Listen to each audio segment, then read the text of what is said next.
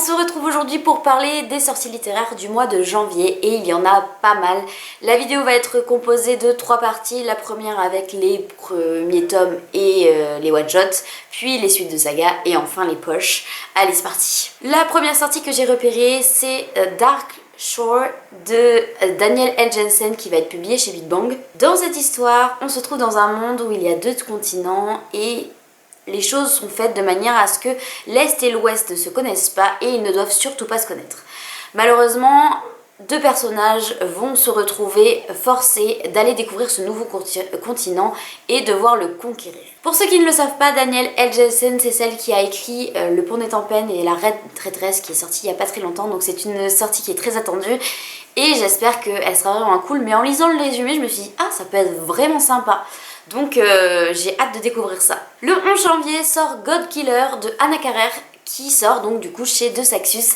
On suit l'histoire d'une assassin de Dieu et elle va croiser sur sa route un dieu amnésique qui a sa vie étroitement liée à une jeune noble. Et puisqu'elle veut pas tuer cette petite fille, elle va décider de les suivre et ils vont avoir d'autres compagnons de route et ça part de là. Le travail éditorial de Saxus sur ce livre est absolument incroyable, le livre est magnifique. Je pense que je vais prendre le temps de voir les premiers retours avant de me lancer, enfin de l'acheter parce que vu le prix et vu l'objet livre, j'ai pas envie de craquer que pour sa beauté, donc je vais peut-être attendre un petit peu. Ensuite, le 17 janvier sort Ce Don Perfide de Emily Theed, je pense que ça se dit comme ça, je suis pas sûre. Chez Rajo, c'est l'histoire d'une jeune fille qui a un don extraordinaire et qui s'est mariée 3 fois et qui a été veuve 3 fois puisqu'ils ne sont pas capables de supporter le don qu'elle a. Et un jour, elle va prendre un nouveau garde, Dante, qui va être au cœur de ses attentions puisque c'est elle qui va avoir la clé de son destin et de son cœur. Et c'est lui aussi qui va pouvoir lui permettre de maîtriser ses pouvoirs ou alors de la détruire complètement. Ce livre-là me tente pas mal. C'est vrai que j'ai hâte d'avoir les premiers retours pour voir s'il mérite l'attention. Mais c'est vrai que la couverture m'intéresse et le résumé m'intéresse aussi. Toujours le 17 janvier sort La Rage des Fae de Alessia Thorne qui va être publiée chez Milady. Dans cette histoire, on suit les Fae qui préparent leur vengeance depuis des années et qui veulent retourner en Angleterre. Cependant, le roi est atteint d'une malédiction et il n'a pas envie qu'une humaine vienne l'embêter.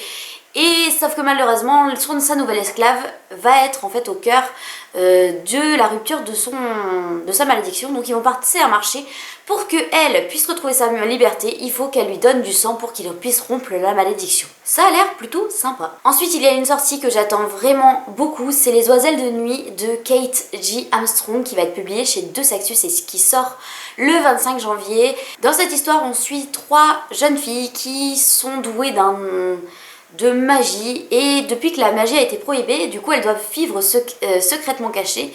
En fait, par un baiser, elles peuvent donner temporairement leur pouvoir à quelqu'un. Donc en fait, tout le monde se les jalouse. Elles sont très protégées par les puissants puisque c'est eux qui en profitent.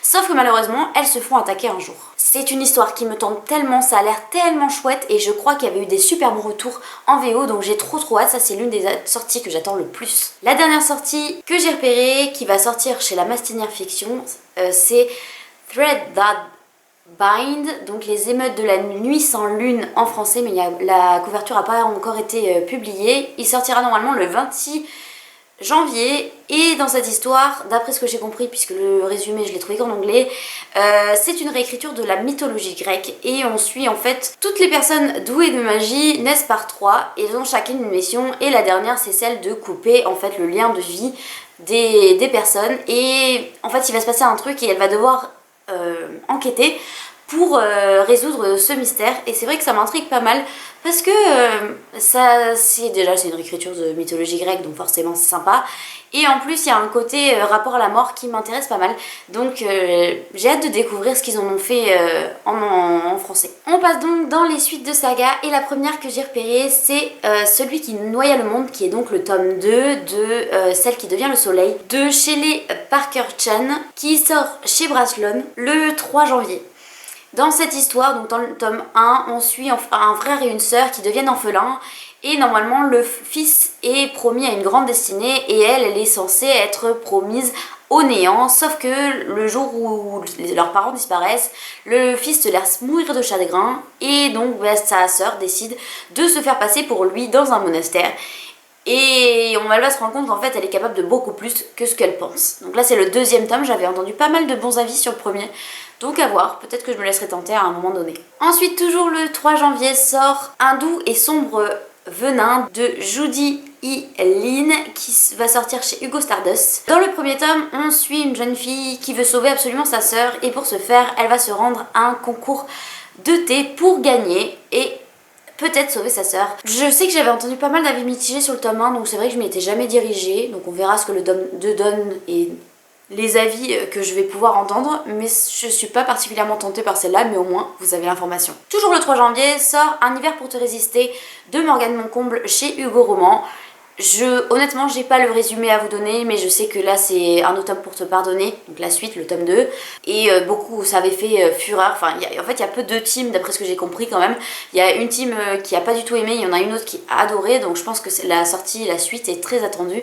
Donc voilà, vous avez l'info, ça sort le 3 janvier. Ensuite sort le tome 2, le 4 janvier, de Belladonna, donc qui va s'appeler Foxglove, de Adaline Grace. Dans le tome 1, on suit donc Belladonna qui se fait recueillir par une famille, mais qui est un peu plus intéressée par sa richesse plutôt que par son bien-être. Sauf que le fantôme de sa mère va lui apparaître et elle va lui faire se rendre compte que la famille dont elle dépend est peut-être en danger. Et donc elle va mener que sa propre enquête en s'alliant à l'ange de la mort. J'ai toujours pas lu ce livre-là, je n'ai toujours pas lu de ce livre-là. Je sais qu'il a été apprécié par énormément de monde. J'ai très hâte de me le lire, surtout que le deuxième tome est vraiment très très beau. Le 10 janvier sort La maison au cœur exalté, qui est donc le tome 2 de La maison aux ailes déployées de Olivia Wildenstein, je crois. Qui va sortir chez Corrigan. Dans le premier tome, on suit une jeune fille qui veut renverser le roi actuel pour pouvoir mettre au pouvoir le frère de l'homme qu'elle aime, parce qu'il a embrassé un jour. Et donc elle va tout faire pour, et même s'allier peut-être aux mauvaises personnes. Et ça a l'air très chouette, tous les avis que j'ai vus sur ce premier tome étaient élogieux, donc j'espère que le deuxième tome sera à la hauteur. Et je ne l'ai pas découvert personnellement, mais j'espère que ça vous plaira. Toujours le 10 janvier sort Savage Bone, qui est donc le tome 2 de Breaking Bones de G. Brie, qui va être publié chez Corrigan, comme le premier tome. Dans le premier tome, on suit une jeune fille qui décide de s'enfuir de sa communauté, mais en même temps qu'elle fait ça, elle renie ses âmes sœurs, puisque dans ce monde-là, ils ont des âmes sœurs. Elle en a 5. Sauf que des années plus tard, ils vont la retrouver et la ramener dans sa communauté, sauf que elle se rend compte qu'en étant auprès de ses âmes sœurs, elle met le monde en danger. Je n'ai vu que des bons avis sur le premier tome.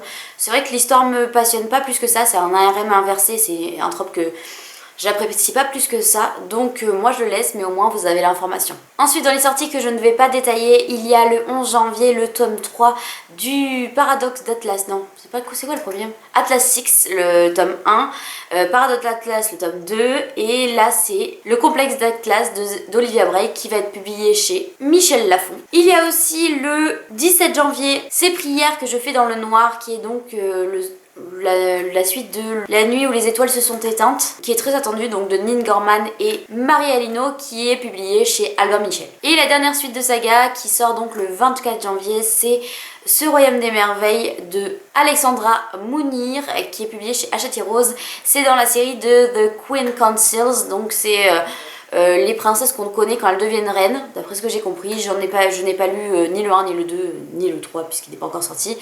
Celui-là est donc sur Jasmine. On passe aux sorties poche, et aux sorties poche j'ai repéré 4 sorties. Le premier sort le 3 janvier, c'est L'Empire du Vampire de Jackie Stoff, qui a été publié chez Deux Axus, mais là qui va sortir chez J'ai lu.